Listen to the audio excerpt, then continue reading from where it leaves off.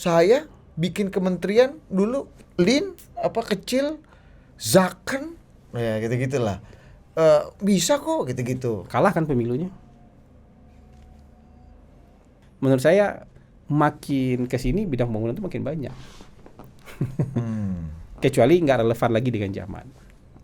Saya sih tahu ada kementerian nggak relevan dengan zaman, tapi kan kita nggak enak ngomongnya gitu. Dan butuh waktu paling lama itu adalah pembentukan badan penerima negara. Lebih lama mana daripada membuat partai perubahan ini. Aku cek nih Bang. Plus menteri muda pula. Iya. Padahal zaman itu kalau tuduhannya ini adalah untuk akomodir politik, di zaman itu nggak perlu ada akomodasi politik. Iya betul. Buat apa kan?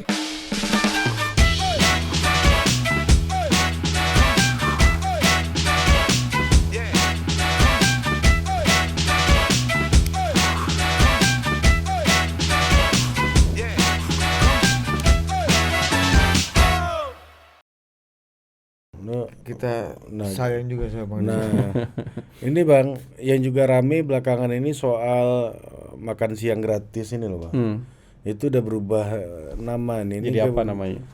Makanan apa? Bergizi. Makanan Kalau kata bergizi. Pak Luhut bukan bergizi, Bos. Makanan bergizi. Makanan bergizi. Nah, ini ingatan kita kembali ke dulu waktu di DKI soal Mas Anies ngomongin DP 0 gitu misalnya. DP 0 rupiah. Ternyata banyak syarat yang harus bayar DP juga atau gimana atau rumahnya nggak ada kan. Terus yang kedua OKOC berubah nama lagi jadi apa? DP 0 jadi Samawa namanya. Terus gua nggak ngikutin tuh.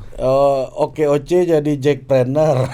Berubah lagi. OKOC itu ganti ya? Ganti Jackpreneur namanya. Ini akan bernasib sama dengan DKI dulu Bang Mas Anies sama Bang Sandi ini atau gimana sih Bang? Ini Bang melihatnya nih. Kalau sebenarnya ada beberapa hal yang harus dilihat tuh. Substansinya berubah nggak? Menurut saya dalam program ada nomenklatur makan siang gratis tuh nggak bisa nomenklatur program gitu. Nomenklaturnya yang paling pas menurut saya ya bantuan pangan bergizi untuk anak sekolah. Mau dikasih pagi, mau dikasih siang, mau dikasih sore itu urusan waktu tuh. Misalnya begini, anak kelas 1, kelas 2 pulangnya jam berapa? 10, 11 lah. Dikasih makan siang gratis dia udah nggak ada di kelas. Kalau diganti jadi sarapan, misalnya programnya makan siang gratis, tapi yang dikasih sarapan itu justru substansi berubah tuh. Tapi kalau bantuan misalnya makan siang bergizi, itu sesuai dengan nomenklatur kebirokrasian lah. Atau bantuan pangan bergizi untuk anak sekolah, atau bantuan makanan bergizi untuk anak sekolah. Substansinya gratis kan, nggak harus bayar. Ini masalah mencocok-cocokkan dengan ini aja Bang ya. Mencocokkan. Atau misalnya gini, kalau di spanduk saya nggak tahu sekarang masih ada nggak. Kalau dulu, saya nggak tahu sekarang mungkin ada. Dulu tuh ada sekolah sore. Sekolah sore petang ini Bang. Ya, sekolah petang. Saya nggak tahu. Kalau dulu kan ada sekolah petang. Kalau sekarang saya nggak tahu lagi masih ada sekolah gitu. Sekolah sore Bawang Pacul bukan. Nah, tapi kalau misalnya nanti kan juga ada pesantren yang dapat. Mungkin pesantren mintanya makan malam. Misal. Betul. Karena dia boarding di situ terus tinggal di situ. Kami makan pagi makan siang udah oke, tapi makan malam. Iya. Makan malam bisa aja jadi bentuknya makan malam. Intinya gratis. Substansinya adalah pemerintah menyediakan makanan untuk siswa-siswa, untuk peserta didik, makanan bergizi gratis. Nama program kecuali nanti gini, programnya bantuan pangan berbayar atau makan siang berbayar, itu berubah substansi. Iya. BLT aja ganti-ganti kok Bang. Iya. BLT, balsem, iya kan macam-macam kan Bang. Ya termasuk juga asuransi dulu namanya Askes, BPJS. Bener. Tapi substansinya Jamkesmas, gitu. Tapi substansinya bahwa ini negara menanggung ini. Betul. Negara bayarin ini. Iya, betul. Jadi menurut saya yang ini nggak terlalu harus diributkan, kecuali ya orang pengen cari ribut aja. Yang ini sih menurut saya substansinya sama sekali nggak berubah. Kalau DP 0%, ya. Kalau DP 0% kan nggak ada tafsiran lain nih, berarti nggak ada uang muka. Kan tafsiran lainnya nggak ada gitu. Kalau dibayar 1.000 juga ada uang muka namanya. Ya ini namanya DP 0% tapi bayarlah 1 juta, uang inilah namanya gitu. Uang pendaftaran itu tetap nggak DP 0%. Ini kan intinya DP 0%. Atau misalnya kalau OKOC menurut saya berubah nama itu nggak apa-apa kan, substansinya juga nggak jelas. OKOC itu kan substansinya nggak jelas mau jadi apa gitu. Jadi berubah nama apapun selama ada program menurut saya oke-oke aja itu. Ya, jadi dari satu ketidakjelasan menuju ketidakjelasan yang lain tuh ya nggak apa-apa juga, Bang. Nggak apa-apa. Kali aja jadi jelas ya. Kali aja jadi jelas, Bang. Kalau misalnya kemarin dipakai diksi makan siang gratis, secara marketing bahasa ini lebih gampang diterima kan? Ya. Daripada misalnya bantuan pangan bergizi atau bantuan makanan bergizi. Tafsiran orang bisa macam-macam. Bantuan pangan bergizi ini apa ini gitu? Jangan-jangan dapat telur doang. Dapat telur doang. Atau kayak dulu kita dapat susu ya, Bang ya. Gitu. Tapi kalau makan siang gratis kan satu set makan siang, orang ngerti gitu. Dan memang itu yang akan dikerjakan. Cuman kalau sekarang ada anak TK misalnya, PAUD misalnya, memang PAUD sampai jam berapa? Jam 10, setengah 11, nggak bisa dikasih makan siang, udah nggak ada anaknya. Iya juga. Kelas 1, kelas 2 pulang jam berapa? Jam 11. Dikasih makan siang nggak ada anaknya. Bener juga. Brunch kalau ganti brunch kan nggak mungkin ya, Bang. Iya, jadi pokoknya bantuan makanan bergizi untuk anak sekolah, peserta didik ya. Mau dikasih pagi kah, sarapan misalnya, oke. Mau dikasih siang kah, makan siang, oke. Atau misalnya dikasih makan malam untuk yang boarding school ini, oke juga. Nggak apa-apa gitu. Yeah. Jadi, tapi substansinya nggak ganti kan. Program pemerintahnya itu ada gitu. Kalau ini, Bang, bahas semuanya. Kalau ini, Bang, satu lagi topik yang juga jadi pembicaraan adalah undang-undang kementerian ini mau direvisi, Bang. Jadi dari 34 semua kayaknya agak sepakat untuk memperbesar lah. Iya. Menggelonggongi kementerian lah. Dan tapi di sisi yang lain semangatnya adalah untuk efektivitas birokrasi, penyederhanaan dan digitalisasi kan gitu kan. Kemarin ada government tech kan. Coba misalnya ini logiknya gimana nih, Bang? Gini, kita ngelihat ukuran sama kita ngelihat persoalan. Dan kemarin sorry, Bang, Bu Mega di pidato itu ngomong juga loh. Iya. Saya bikin kementerian dulu lean kecil, zaken, ya gitu-gitulah. Bisa kok gitu-gitu. Kalah kan pemilunya. Ya bisa kan ukuran subjektif. Masyarakat nggak bisa. Buktinya menterinya Bu Mega dipilih jadi presiden waktu itu. Ya juga sih. Ya. Kan ukuran kesuksesan itu publik yang menilai. Kalau kalah berarti dia nggak sukses sama publik. Si Timur itu berapa jumlah penduduk? Sampai nggak 2 juta? Nggak nyampe kayaknya 2 juta. Menterinya mungkin 19 kan? 46, Bang. Nggak dong. Menterinya 46 menterinya? Iya. 1,8 juta. Kemarin Mbak Uni Lubis cerita. Masa sih 46? Enggak lah. Bang, Menteri Mbak Uni Lubis cerita. Dia kan datang ke pelantikan Perdana Menteri Timor Leste, Pak Sanana. 46 menterinya. Satu-satu tuh harus tanda tangan. Itu ada 46 biji. Nah, apalagi itu? Maksudnya menteri, kepala badan, kepala lembaga gitu. Oke, tapi yang menterinya ya, atas nama menteri itu selevel menteri, Bang. Iya, enggak usah selevel menteri, atas nama minister berapa? 19. Oh, enggak tahu deh aku. Mungkin enggak nyampe 20. Oke, tapi 1,8 juta penduduk. Dengan lembaga negara gitu jadi banyak kan 46 katanya. Amerika size-nya hampir mirip Indonesia lah. Sebesar. Menterinya emang enggak banyak, cuma belasan.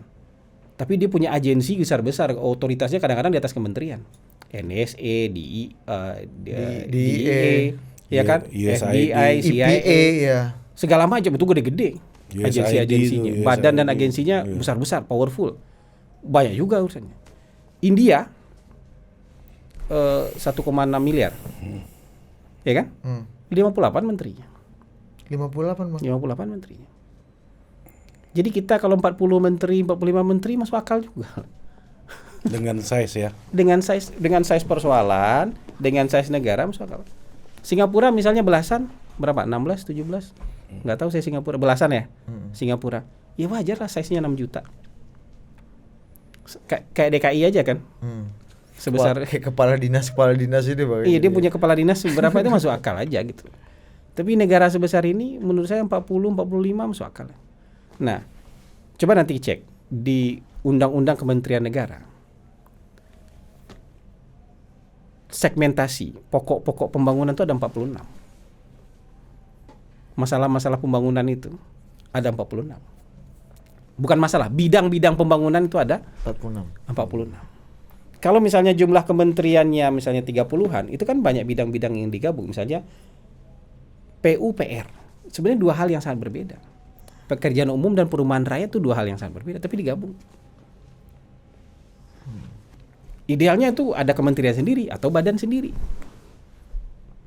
Perumahan rakyat nih, pekerjaan umumnya digencet, perumahan rakyatnya nggak jalan.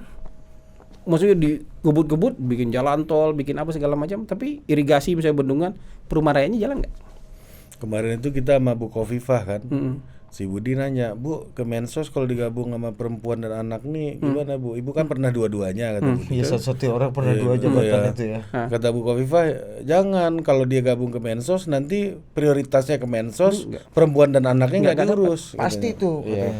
Coba kan ada gosip juga kan Bang. Misalnya bidang pembangunan itu ada desa, daerah tertinggal, transmigrasi.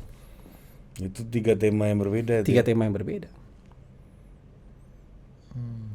Lingkungan hidup, kehutanan, 2 tema yang sangat berbeda. Ya, lingkungan hidup itu konservasi, kehutanan itu kehutanan bisa juga konservasi, tapi lingkungan hidup tuh luas banget. Itu nggak di hutan harusnya tuh. Fokusnya environment tuh bukan itu, bisa di laut itu dianggap satu gas satu bisa rem. Bisa di sungai. Iya, satu gas satu rem katanya. Satu gas, iya. Tapi itu gini, maksudnya ada bidang-bidang pembangunan itu 46. Kalau 46 itu dijadikan kementerian kan masuk akal aja. Kan gitu. Misalnya ini kalau kita berpikirnya secara secara garis lurus ini ada 46 persoalan-persoalan dan bidang-bidang pembangunan 46. Kalau itu mau ditangani semua oleh kabinet secara spesifik, secara terspesialisasi, minimal 46 kementerian. Menteri. Artinya nambah sekitar 12 ya. Iya, plus 4 Menko. Jadi berapa 50? Tapi kalau dibikin 40 juga nggak apa-apa kan? Dibikin 45 juga nggak apa-apa kan gitu. Dibikin 30 juga nggak apa-apa digabung-gabung segitu. Tapi ketika digabung-gabung tadi ada prioritas memang. Pasti ada yang ketinggalan. Ada yang itulah yang jadi kurang prioritas. Jadi yang kayak gitu-gitu menurut saya. Jadi kalau misalnya ini kan berdasarkan kebutuhan. Orde Baru aja kan kita jumlah penduduk gak sebesar ini nih. Menterinya 40-an. Iya, aku cek nih, Bang. Plus menteri muda pula. Iya. Padahal zaman itu kalau tujuannya ini adalah untuk akomodir politik, di zaman itu nggak perlu ada akomodasi politik. Iya betul. Buat apa kan? Buat apa? Tapi karena memang kebutuhan. Bahwa ada misalnya pemimpin yang berpikir bahwa kita maunya 30 mau ramping, nggak apa-apa juga. Selama bisa dikerjakan nggak apa-apa. Tapi style orang beda-beda kan. Ada yang pengen detail nih, spesifik per kementerian, nah gitu. Tapi itu nggak menghambat koordinasi itu Bang. Kan masalah kita dari dulu koordinasi ini kan. Nggak, itu menurut saya gini. Koordinasi itu lintas bidang yang misalnya memang saling bertabrakan, oke. Tapi kan itu gunanya Menko. Iya. Kenapa Menko itu diciptakan kan koordinasi lintas bidang ini. Tapi kalau masih lintas bidang ini masih nggak terkoordinir, ya Menko-nya yang punya problem. Yang menjahit ini Menko-nya ya Bang ya? Yang menjahit Menko-nya dong. Yang memutuskan ini yang harus jalan ya. Kalau tabrakan ya Menko-nya dong. Itu gunanya Menko. Iya. Ini kabinet pembangunan 40 menterinya. Nggak ada akomodasi politik loh itu. Nggak ada. Ulang partainya tunggal kok penguasanya itu. Nggak ada P3 yang diakomodir, nggak ada PDI yang diakomodir. Iya. Dan size negara kita nggak sebesar ini. Iya. Coba lihat kabinet pembangunan 5 berapa? Kabinet pembangunan 6 itu 39 tambah 3 berapa? 42. Iya, begitu. Jadi menurut saya make sense saja lah. Kalau ada 46 bidang-bidang pembangunan, ya menteri kita 46 juga apa-apa. Atau bisa dibikin 44 nggak apa-apa juga gitu.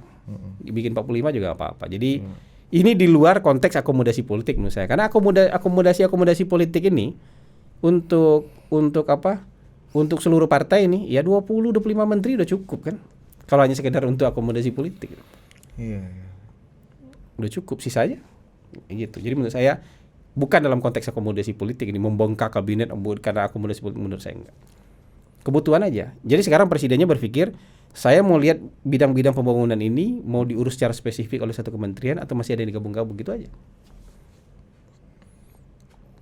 Kalau ada rencana misalnya untuk menambah, kan ada isu tuh menambah kementerian, menurut saya dalam konteksnya adalah karena bidang pembangunannya ada 46. Wah, likuidasi itu berarti nggak mungkin ya Bang? Melikuidasi kementerian seperti dulu. Kalau ada kementerian yang dianggap bukan bagian dari pembangunan, bisa aja, why not gitu. Tapi menurut saya makin kesini bidang pembangunan itu makin banyak. Kecuali nggak relevan lagi dengan zaman. Saya sih tahu ada kementerian nggak relevan dengan zaman, tapi kan kita nggak enak ngomongnya gitu. Ada lah, nggak perlu 3 menteri, ada tuh diurus oleh atau komite aja cukup itu. Diurus oleh komite aja. Tapi oke lah, itu kan kita nggak mau menyudutkan orang lah hari ini. Ada menterinya soalnya kan gitu. Ngerti deh. Oh tahu deh. Diurus oleh komite aja. Lembaga-lembaga kan juga sebagian juga udah selevel kementerian kan sekarang bang. Kayak misalnya LKPP. Iya. LKPP yang tadinya selevel deputi, sekarang udah selevel itu agensi-agensi. menteri. Di kita itu lembaga nggak sepowerful kementerian. Di negara lain lembaga itu banyak yang lebih powerful daripada kementerian. Harusnya lembaga itu powerful kayak KPK semua bang ya. Powerful. NSA kan powerful, CIA powerful, FBI powerful, DEA powerful, sendiri mereka itu. Kejaksaan itu lembaga apa bukan bang? Lembaga. Kejaksaan itu bukan lembaga, dia ini jaksa tapi itu tuh menteri dia tuh. Portofolionya menteri itu. Itu dikasih level kementerian kan bang? Portofolionya menteri itu. Iya. Polisian juga selevel itu. Enggak, di polisian di bawah presiden. Ya tapi itu portofolionya menteri. Oh, portofolionya menteri kalau yang nggak portofolio menteri itu mungkin kepala staf gitu. Panglima pun di bawah Kemenhan kan. Iya, kalau sekarang karena undang-undang KSP itu ya. KSP portofolio menteri. Tapi Kepres bang, dia nggak pakai undang-undang. Tapi menteri bos. Tapi portofolio menteri. Portofolio menteri. Seskap juga portofolio menteri. Dulu kan digabung kan Seskap dan Sesnek ini kan. Gitu. Oh jadi bukan atas nama ini bang, maksudku ketika dihadapkan pada efisiensi, lean and good governance, ini bukan yang bertabrakan dengan semangat itu gitu bang ya? Menurut saya gini, kan kita bicara ini negara yang 270 juta penduduk, itu sama juga kita harus rancang sebuah pemilu yang murah di Indonesia. Ini mimpi gitu loh. Coba bandingkan dengan negara Eropa gitu. Negara Eropanya penduduknya 12 juta. Pemilunya murah gitu. Di kita negara sebesar ini nggak mungkin. Dengan sistem demokrasi ya nggak mungkin. Pemilu murah nggak mungkin pemilu murah. Bahwa ada hal-hal yang nggak perlu bisa kita tekan, tapi pemilu murah itu. Begitu juga kita harus efisien mengurus negara. Mengurus negara efisien itu dari sisi kegiatan loh. Kalau rapatnya banyak, lu mesti 30 cuma kementerian, tapi rapat aja isinya. Nilai proyek 1T 400 miliar biar rapat misalnya. Tetap nggak efisien. Tapi kalau lu 45 kementerian, tapi program semua rapatnya cuma 10% misalnya. Idealnya. Iya, misalnya rapatnya cuma 10%, tapi sisanya kerja. Iya, buat sih. Jauh lebih efisien begitu. Yang kayak gitu-gitu. Jadi kita melihatnya jangan hanya dari satu sisi ukuran, tapi kinerjanya. Ya. Kalau menambah kekuatan sekaligus melucuti kekuatan kementerian yang kita tahu gitu bang, misalnya kayak Badan Penerimaan Negara itu kan ada yang bilang bahwa bahasa kalian melucuti. Ya Kemenkyu kan dilucuti bang, iya kan? Iya kan dilucuti. Tapi mungkin memang Pak Prabowo ada yang mungkin ditambah juga. Iya, Pak Prabowo mungkin ya dalam beberapa kali pidato yang kita lihat dan beberapa kali dia misalnya menyampaikan kalau dalam ceramah itu kan sesuatu yang sudah diputuskan terutama untuk kebutuhan Kementerian Pertahanan misalnya bisa nggak ditindaklanjuti karena yang powerful adalah Kementerian Keuangan, bisa nggak dikasih duit gitu. Jadi menurut saya mungkin juga beliau ingin melakukan koreksi-koreksi ke depan. Makanya Kementerian Keuangan mungkin akan ditaruh sebagai otoritas moneter sama kasir negara. Tapi penerimaan sendiri, misalnya bea cukai, pajak sama nanti mungkin ada yang soal penerimaan yang bukan pajak itu, penerimaan negara bukan pajak. Itu di satu lembaga sendiri. Atau misalnya Dirjen Anggaran misalnya. Ya. Dirjen Anggaran itu kan powerful. Jadi Menteri Keuangan itu emang powerful. Bayangin coba ada Dirjen Pajak, Bea Cukai, Dirjen Anggaran. Semua yang bikin orang sujud-sujud. Overpower semua tuh. Di bawah Menteri Keuangan. Jadi kalau udah 3 otoritas besar ini sujudnya ke Menteri Keuangan, semua orang di negara ini emang sujudnya ke Menteri Keuangan kalau gitu. Dan ujungnya di sana. Beliau ini ya. Nah, tapi kalau misalnya sudah dipisah-pisah nih, misalnya Dirjen Anggaran di Bappenas, misal, ini kan kayak Orde Baru nih, Dirjen Anggaran di Bappenas. Jadi orang menghadapnya ke kalau mau sinkronisasi. Dulu tuh anggaran Bappenas juga bang ya, eksekusi bang. Coba bayangin, Bappenas sekarang nggak punya kewenangan anggaran coba. Jadi dia udah berencana aja sendiri. Gitu. Iya, Dirjen Anggarannya sujud-sujudnya ke, ya orangnya yang mau ngerjain program sujud-sujudnya ke Kementerian Keuangan. Diskusi FGD terus kan. Nggak sinkron. Jadi kalau mau perencanaan pembangunan direncanakan ya kalau di Bappenas ya biarkan Dirjen Anggaran di Bappenas. Tapi uang kan nggak di dia. Otoritas alokasi keuangan iya di dia. Tapi kalau ini mau jalan, Bappenas bilang ini jalan, minta uang ke kasir negara. Menteri Keuangan tinggal keluarin. Dia nggak bisa keluarin kalau cuma nggak ada uang aja. Iya. Kalau ada uang dia harus keluar karena Bappenas sudah tetapkan ini untuk keluar. Apakah formulasi-formulasi itu akan langsung dilakukan sejak gas awal? Atau nunggu? Kalau ini kan pikiran saya ini ya. Ini kan pikiran kita nih menganalisis postur pemerintahan, nomenklatur segala macam. Tapi apakah Pak Prabowo akan langsung menerapkan semuanya sekaligus gitu misalnya? Atau Pak Prabowo akan menjalankan yang seperti ini? Koreksi-koreksi yang lain menurut saya bisa dilaksanakan di tahun pertama. Yang mungkin butuh transisi agak panjang itu adalah koreksi mengalihkan yang dari Kementerian Keuangan menjadi Badan Penerimaan. Mungkin prosesnya nggak segampang itu. Prosesnya pasti butuh waktu yang agak lama, dan proses transisinya juga menurut saya tuh effortnya luar biasa. Karena sebenarnya ide itu kan zaman Pak Jokowi juga sudah ada. Pak Jokowi itu adalah orang yang juga pengen memisahkan antara penerimaan Dirjen Pajak itu dengan Bea Cukai dengan Kementerian Keuangan. Tapi prosesnya nggak mudah. Sudah dicoba kan prosesnya tidak mudah. Nah mungkin sekarang Pak Prabowo harus mencobanya dengan perbaikan-perbaikan sehingga bisa dilaksanakan misalnya 2 tahun mungkin 3 tahun, karena transisinya memang nggak mudah. Dan satu lagi tantangan misalnya ketika ini dipisah berarti nggak ada buffer. Misalnya gini, ini misalnya target penerimaan negara nggak sampai, yang salah langsung presiden. Karena badan penerimaan negaranya langsung di bawah Presiden. Kayak Polri, kayak inilah ya. Kalau ini Bu Ani, Dirjen Pajak ke Bu Ani, Ani ini ke ada Presiden buffer gitu. nih yang nggak perform nanti bisa. Tapi ini plus minus lah. Kalau ini kan plus minus. Dan ini analisa ya Bang. Ini analisa. Kan. Kita apakah itu akan dikerjakan langsung segala macam itu kan ada tim sendiri yang memasangnya. Kita kan melihat dari luar aja. Karena kalau kayak aku baca wawancaranya Khatib Basri, Bang Dede di Tempo, dia bilang lu lihat aja kalau lu mau lihat seberapa cepat ini dilakukan, lu lihat postur APBN yang udah disusun bersama nih antara presiden current presiden dengan presiden elect. Kan APBN tahun depan ini udah disusun bersama nih kan Bang. Iya. Gitu. Kayaknya belum katanya gitu. Iya. Jadi pasti di antara semua perubahan-perubahan nih, kalau kita bicara perubahan nih, bukan dari koalisi perubahan tapi perbaikan-perbaikan yang menurut saya butuh effort paling luar biasa dan butuh waktu paling lama itu adalah pembentukan badan penerimaan negara. Lebih lama mana daripada membuat partai perubahan ini. Partai perubahan.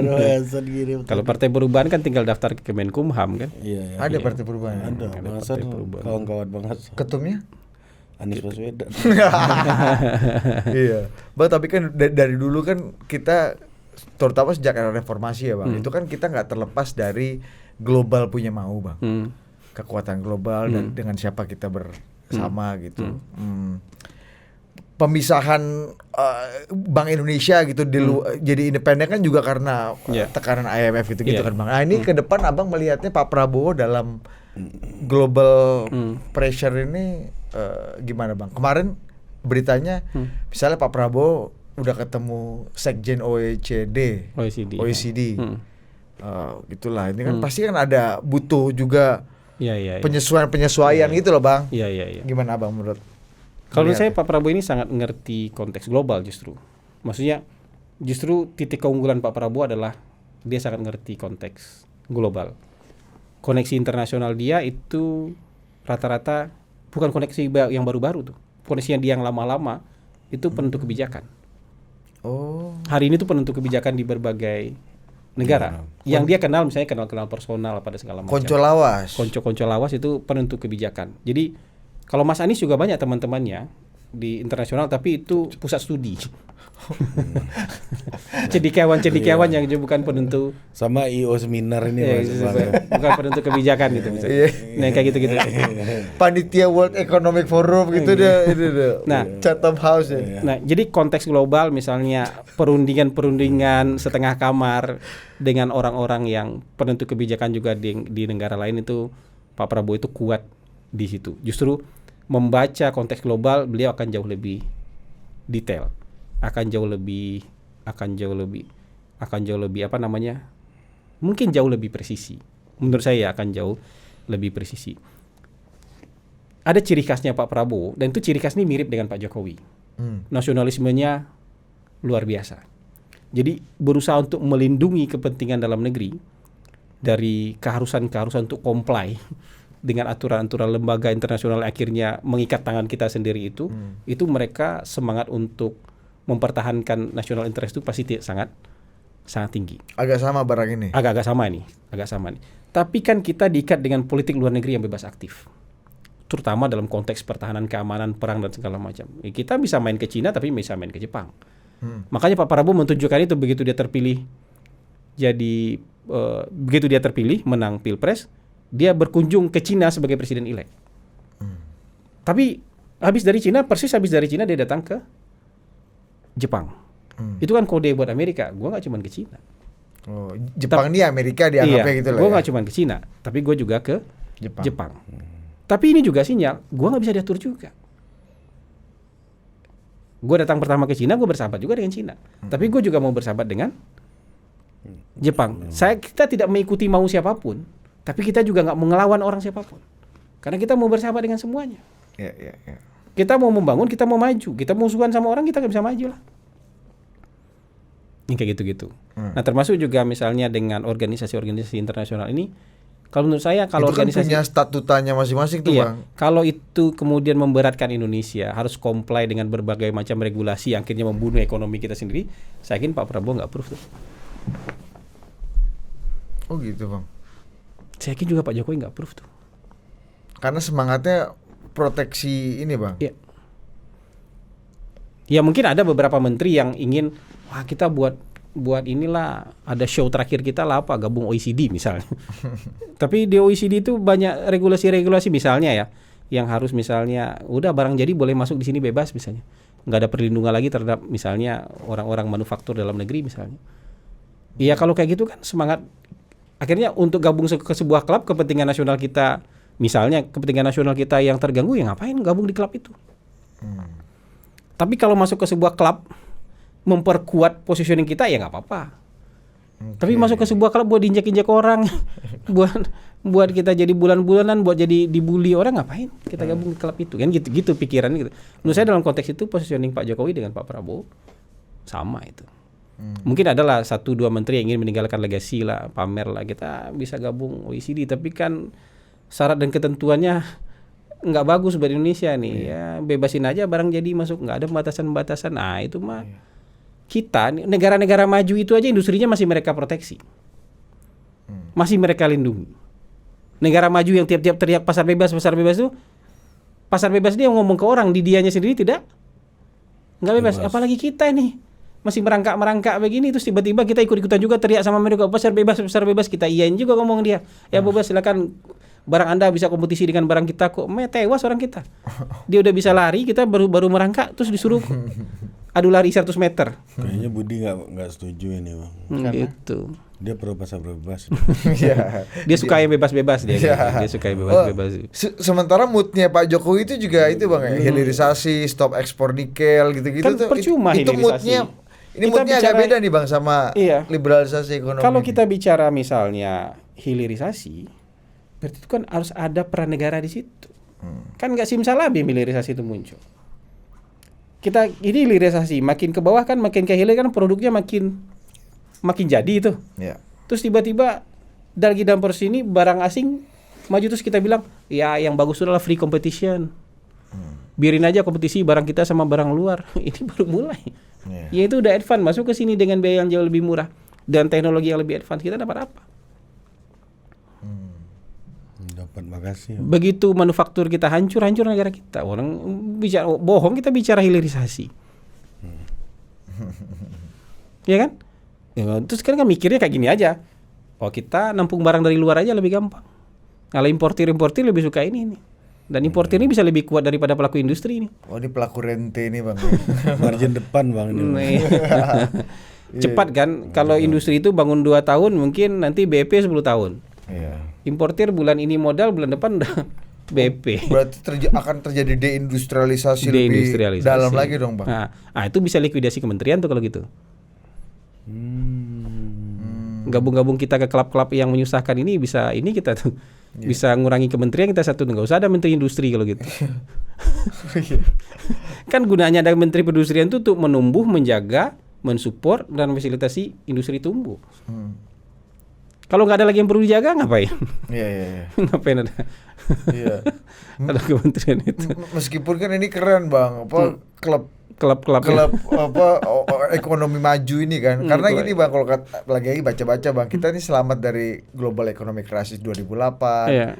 Kemarin juga kita pertumbuhan lebih cepat karena kita less integrated dengan ekonomi global. Iya. Jadi kita tuh nggak, harusnya kan kalau kita mau tumbuh lebih cepat kita harus berintegrasi dengan ekonomi global. Mantap lebih. Juga bacaan itu nih kan. Iya. Baca dari Basri aja. Tapi kalau menurut masuk itu memperkuat positioning oke loh. Tapi masuk untuk FOMO itu ngapain? Nah, kita ini korban FOMO ini. Iya juga ya FOMO nih. Korban FOMO, gunanya buat kita nggak tahu kita. Kita juga ikut di sana, itu kita nyaman apa enggak?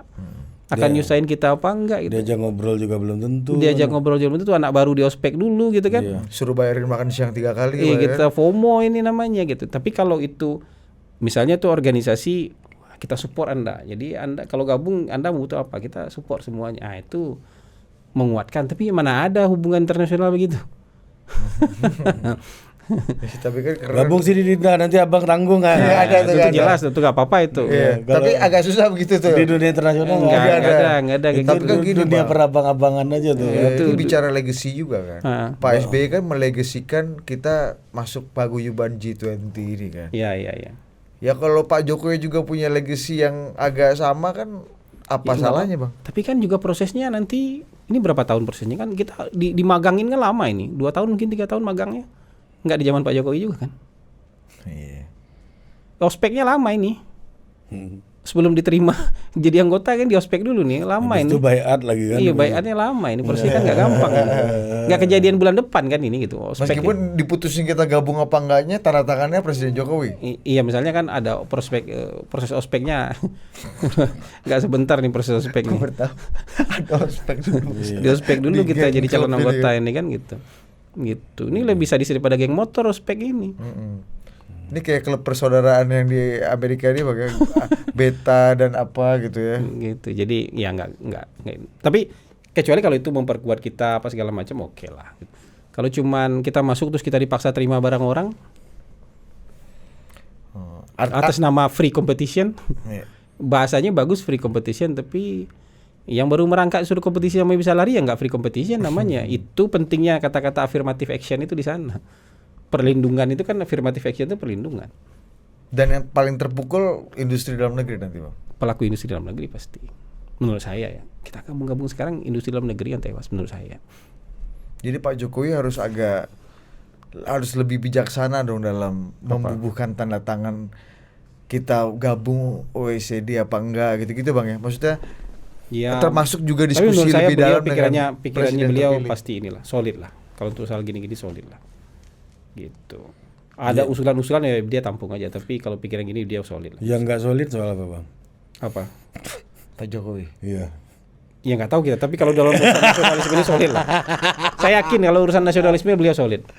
Solid beliau kalau urusan nasionalisme itu solid lah. Orang kementerian berapa kali acara nih, mana nih kementerian ini janji mau pakai produk dalam negeri belum pakai juga. Iya, rumah sakit tuh. Yang ini belum pakai alat dalam negeri belum. Itu dibelejetin sama Pak Jokowi. Ini satu-satu dibuka ini mana ini? Yang berkali-kali solid lah soal itu tuh. Konten solid. Lokal ini kan TKDN ini kan. Solid lah dia tuh solid. Ketua TKDN-nya paten bang. Jenderal Luhut Panjaitan. Iya bisa kena maki sama Pak Luhut kalau. Walaupun misalnya kita juga harus akui misalnya TKDN ini nggak bisa pukul rata.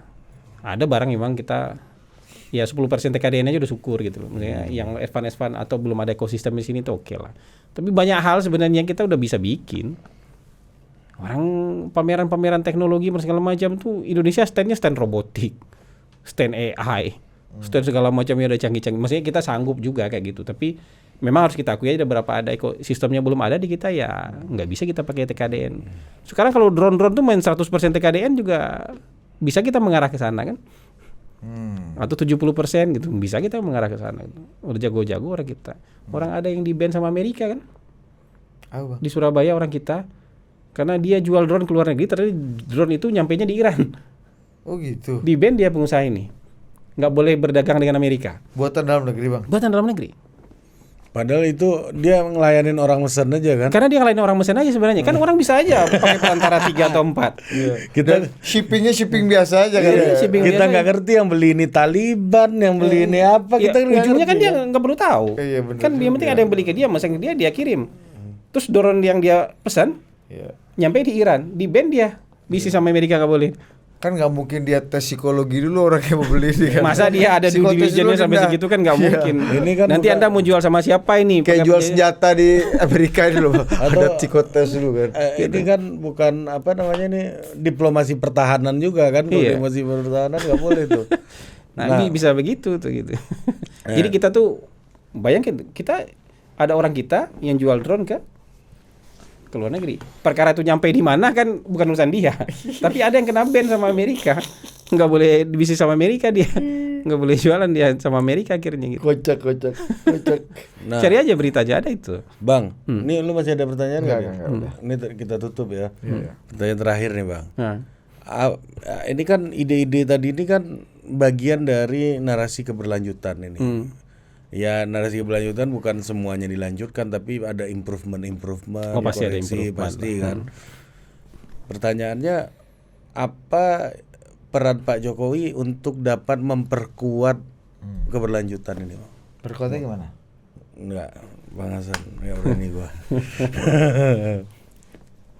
Pak Jokowi itu kan kalau menurut saya ya, bacaan saya, Pak Prabowo itu akan menempatkan Pak Jokowi sebagai mentor. Tapi bukan in power ya. Itu kan mentor nih. Yang memutuskan kan tetap presiden karena yang bertanggung jawab terhadap keberlanjutan ini akhirnya kan Pak Prabowo. Tapi banyak hal yang ditinggalkan oleh Pak Jokowi itu kan harus dilanjutkan.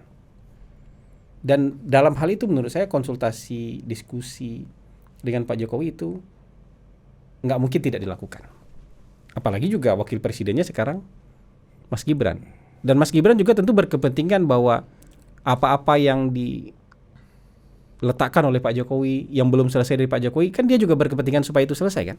Ya. Ini kan nama baik juga, nama baik, nama keluarga, nama ini segala macam.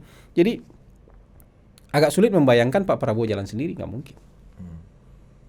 Tapi membayangkan Pak Prabowo juga harus diatur begini begitu segala macam juga nggak mungkin. Karena dia punya decision sendiri. Tapi kan Pak Prabowo ini gini, saya sudah menyatakan saya bagian dari keberlanjutan. Ya dia kan bukan orang yang akan belok-belok begitu. Cuman dia akan punya ciri khas sendiri.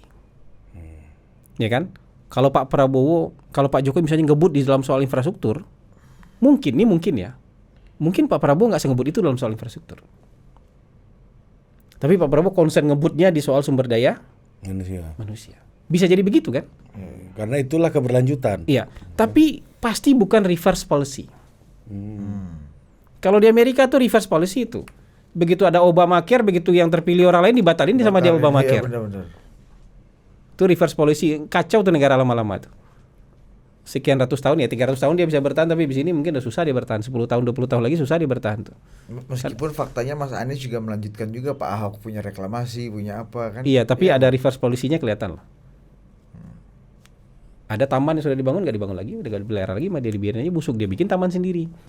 Oh, Air Petra ini Bang. Air Petra ini nggak dilanjutin lagi sama dia. Gitu. Jadi reverse policy itu bahaya. Kita bolak-balik kembali ke titik nol aja kita terus. Kalau reverse policy. Gitu. Jadi Pak Prabowo ini sudah menyatakan ini bagian dari keberlanjutan. Perubahan itu sebagai jargon kampanye oke. Ya. Tapi coba lihat, ada yang bikin namanya tadi, ada Ari nanya partai perubahan. Ini partai bingung nanti nih, begitu dia menang jadi partai establishment tetap nama Partai Perubahan. Untuk mempertahankan kekuasaan dia bilang kita adalah Partai Perubahan gitu. Misalnya menang nih Partai Perubahan. Begitu menang dia harus ganti nama nggak kira-kira? Karena pemilu berikutnya repot dia. Bukan keberlanjutan. Anda mau berubah apa katanya? Anda jadi penguasa kok katanya. Jangan-jangan memang ini ditakdirkan untuk jadi oposisi terus. Kalau perubahan itu namanya berjuang terus. Makanya cari nama yang cocok untuk berjuang, cocok juga ketika untuk berkuasa. Perjuangan ini juga bisa berkuasa, bisa juga berjuang di luar gitu Bang. Iya, sebenarnya perjuangan ketika berkuasa sih nggak cocok sih. Oh enggak ya? Nggak cocok sih. Cocok untuk berjuang. Kalau berjuang tuh, kalau berjuang tuh emang di luar. Gitu. Kalau kata abang kita gimana? Dinda, ini perjuangan aja apa ada harganya nih? Iya, perjuangan gitu. Nah, lebih banyak kan perjuangan itu di luar. Kalau di dalam ini bukan perjuangan lagi gitu. Kalau dalam apa cocoknya bang? Apa? Berkarya ya. Berkarya. Makanya dia tidak mau berjuang dia. Dia mau karya kekaryaan di dalam terus dia. Gua ngerti kode-kode kalian berdua ini. Oh Tuhan. Karya kekaryaan tuh ngapain Dari kita aku berjuang? dari kode-kode. Gitu. Kan, yang di dalam juga cocok untuk diberi amanat. Iya kan. Semuanya aja kita sebut dia kan. Karena tujuannya adalah kebangkitan bangsa. Iya kan Bang? Dan menuju Indonesia Raya. Iya. Menuju kejayaan Indonesia Raya. Iya. Bisa disambungin semua tuh. Dan dari luar lah memperjuangkan Indonesia yang adil dan sejahtera. Dan di luar ada orang-orang yang mendorong perjuangan untuk keadilan dan kesejahteraan. Tapi jangan lupa Bang, di dalam harus juga ada tetap solidaritas. Iya. Ya, gitu loh. Di luar juga harus solider, main di dalam. Lucu deh endingnya. Oke, thank you banget. Sampai jumpa lagi di Total Politik.